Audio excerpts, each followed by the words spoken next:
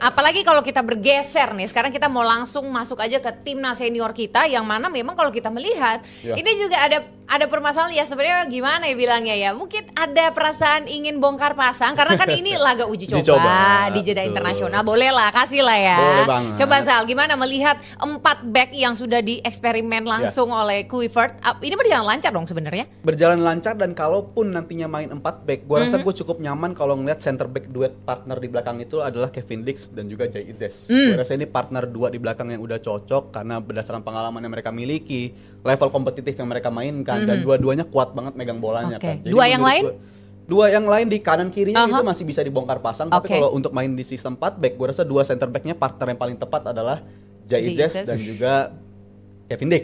Karena Kevin Dix juga ketika digeser ketika dia didatangkan ke Mönchengladbach itu Mönchengladbach juga ditinggal sama beberapa backnya, dan dia itu terutama Ko Itakura ya. Iya, Itakura itu cabut, dan dia itu sebenarnya datang, ada beberapa sumber mengatakan di Jerman dia nggak diproyeksikan untuk sebagai fullback juga, tapi ujung-ujungnya sebagai center back. Jadi bisa jadi ini kalau Mas Firzi mengharapkan ada sinergi di klub dan di senior, jawabannya Kevin Dix, karena harus di klub dia juga ya? mau main di center back, dan di timnas tampaknya posisi dia juga adalah center back. Jadi win-win solution buat semua menurut. Gimana Di? Kalau dari Rizal tadi katanya Kevin Dix dan juga Jay Itzes, dia udah nggak setuju aja. Udah nggak bisa diganti-ganti lagi, udah bagus itu. Kalau 4 back ya, apa? Kalau 4 back ya, 2 center back ini. Based on laga di Libanon, laga Libanon.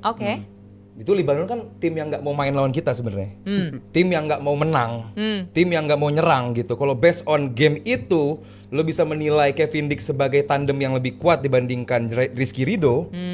Gue sih nggak ngerti ya, gue masih lihat Rizky Ridho. Kenapa? Di saat Rizky Ridho bersama Bang Jay, hampir sedikit gue lihat ada misposition atau posisi yang lubang ditinggalkan oleh Rizky Ridho, baik juga Jay Itzes.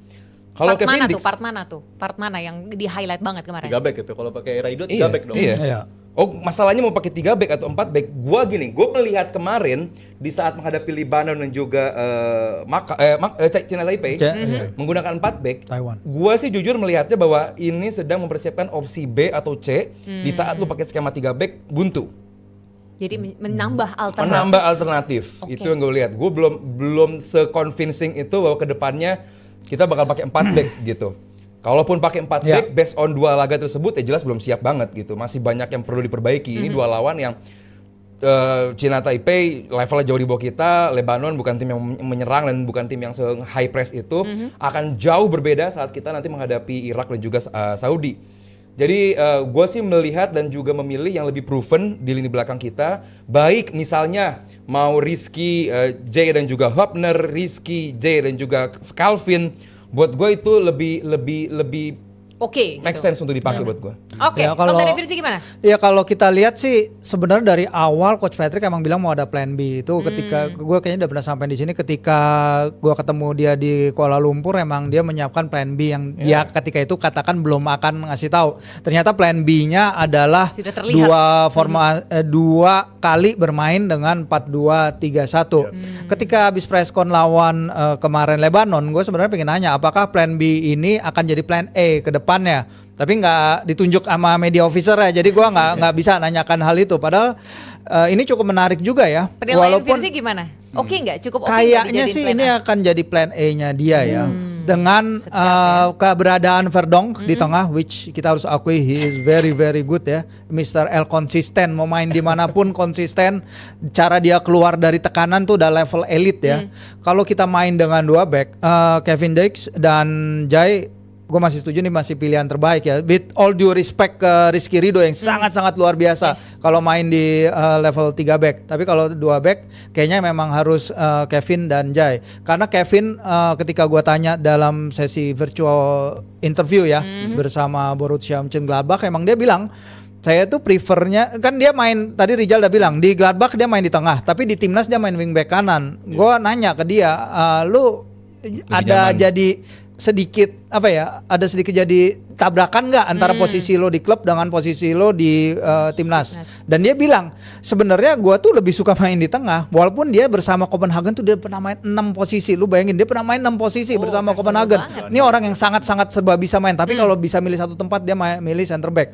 Dan menurut gue dengan di kanan Jakob memberikan penetrasi yang luar biasa juga, walaupun dia harus hold back ya sekarang ketimbang dia bermain sedikit ke depan kayak di Piala Asia kemarin.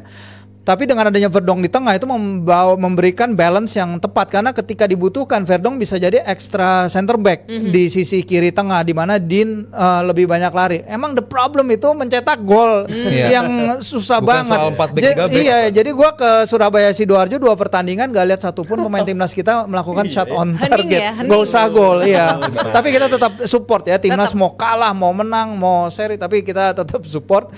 Dan yang menariknya memang ke depannya kalau Zylstra ya gue udah bilang di sini juga, he's so young, pengalaman dia sebelum ini tuh adalah sepak bola usia muda. Kita jangan membebankan dia untuk jadi andalan di level A international match, itu akan sulit. Tapi ya keadaannya begini, karena nggak ada Ole cedera lagi-lagi karena alasan yang konyol itu, sehingga kita harus menggantungkan kepada dia. Tapi kita punya Adrian kemarin juga main, dia bukan striker, kita nggak punya main babak kedua, kita pakai false nine. Kakak Ricky mainnya luar biasa, keren banget, applause banget ke Kakak Ricky, bagaimana umpan-umpan dia ngelihat, dia berani direct, dia berani mengobrak-abrik pertahanan lawan. Tapi ya itu, seharusnya kita itu menghadapi lawan yang ingin menyerang kita, benar kata Aldi. Dan Lebanon ini mainnya tanpa beban sama sekali, mainnya nggak kesana, malah main bertahan. Padahal yang kita perlukan adalah berlatih untuk menghadapi pressure, tekanan dari tim yang ofensif, tim West Arab yang ofensif. Lebanon datang ke laga ini tanpa 5 pemain utama mereka. Kaptennya Muhammad Haidar di press conference dia cerita, liga kita tuh belum mulai. Jadi liga Lebanon tuh belum mulai. Jadi mereka itu masih rusty, masih udah liganya belum mulai. Mereka main tanpa 5 pemain utama, terus menghadapi tim yang mencoba menghadapi mereka dalam menyerang, sehingga pemanasan kita tuh sebenarnya bisa dibilang nggak terlalu ideal dalam laga ini, terutama sekali ketika Kuwait nggak bisa main, nggak bisa atau nggak bisa. Nah itu suatu hal yang berbeda. Nah, jadi bahasa kasarnya Lebanon anggap kita kayak pemanasan gitu. Iya, bahasa kasarnya bagus, masih main. Tujuannya bagus. Mungkin ini lawan Irak akan oke ya, karena kita tahu, dan yang terutama sekali teman-teman timnas, tolong jangan terpancing kalau ada yang main kasar, karena kita lihat Irak ketika dia main lawan Thailand, Canatip aja bisa dihajar kayak gitu. Jadi dan kita kemarin kelihatan ya pemain kita react, Tom react, Jai react. Ini yang mereka harus calm dikit gitu hadapi tim Asia Barat. Emang mereka very physical, tapi disiplin itu penting dijaga. Jangan sampai mereka ngasih alasan untuk nge-VAR, lihat VAR dan lain-lain, karena faktor non teknis dari bermain lawan tim-tim itu. Tapi sih gue lihat lawan-lawan kayak udah mulai melihat cara menghadapi Indonesia tuh kayak begitu deh. Baik di kelompok umur maupun yang senior. Kita ingat waktu apa loh? Kalau itu yang dulu, kalau sekarang kayaknya beda sih. Ambil secara mentalitasnya gitu loh. Indonesia ini kita serang mentalnya bikin kesel, delay segala macam, guling-guling. Itulah cara terbaik untuk itu yang dilakukan kan gitu sejak dari Bahrain kemarin, Bahrain, kan di kandangnya Bahrain kan, bola yang botol minum dikumpulin juga tuh yang Vietnam. Maksud ya itu makanya kita harus belajar untuk kontrol emosi juga para pemain. Jangan biarkan hal-hal seperti itu mempengaruhi, karena ini penting. Kemarin aja main di depan supporter kita sendiri yang notabene pasti akan belain kita. Nanti kalau lu main di Arab Saudi, supporternya kan pasti otomatis akan belain Arab Saudi. Pemain kita akan berada dalam more pressure. Nah ini yang kita tahu. Nah diharapkan leadership di lapangan ya, leadership dari Bang Jai terutama sekali untuk menenangkan teman-temannya. Kalau ada keputusan yang merugikan, biar dia yang maju, yang lainnya tenang aja. Kalaupun nanti supporter dari Saudi ngeledekin kita tenang-tenang aja. Tuh nggak ngerti juga bahasa Arab. Betul. Ya kan, nggak usah fokus sama laga aja. Iya benar. Nggak ngerti. Tapi lu ngerti kan? Dikit. Itu positifnya itu ya. Kita dapat lawan di persiapan mental lah ya. Persiapan mental kita dapat. Tapi kalau dari persiapan untuk diserang kita belum dapat di situ. Tapi ya positif lainnya menurut gue ya itu. Tadi kan kita mikir Calvin atau Dean James, tapi jangan pertandingan kemarin dua-duanya main tapi Dan gitu. Dan Dean James dan Calvin Verdong, karena menunjukkan dua-duanya bisa main bareng, walaupun Calvin Verdong bukan tampil di posisi terbaik dia akhirnya, tapi ternyata dia bisa tampil di tengah, ya itu bisa jadi opsi pembeda juga tuh. Iya, setidaknya ada nama yang bertambah untuk bisa lanjut ke nanti pastinya kualifikasi Piala Dunia dan gitu ya. Satu lagi, PK setelah pertandingan bilang bahwa para pemain tuh bisa mengerti apa yang sang pelatih inginkan, dan ini adalah catatan positif ya, karena nggak mudah berganti dari 3 sistem di belakang yang udah timnas pakai maybe dalam 5 tahun terakhir, walaupun Coach Shin juga pernah pakai 4-2-3-1 ya sebelum dia menetapkan formasi 3 back. Tapi PK bilang lebih banyak kombinasi dengan formasi yang baru ini ketimbang formasi lama, walaupun memang end resultnya masih harus Ya ini bisa, nah ini persis ya. Mereka memahami apa yang saya minta dari mereka. Pertama adalah pengertian bahwa coach maunya ini pemain bisa menjalankan, walaupun memang sulit menciptakan peluang. Karena ya dia ditanya juga ya kenapa sampai dia ketus ke wartawan yang nanya. Emang menurut kamu pemain saya nggak ingin mencetak gol gitu? Mereka juga ingin mencetak gol, tapi emang quality sih sebenarnya, quality kita dan cukupkan ketenangan. dulu. Ya. Tapi yang pasti ini menjadi pertanyaan untuk langsung aja jawab yes or no aja ya. Apakah Patrick Kluivert sudah menemukan tim terbaiknya? Belum. Belum, oke?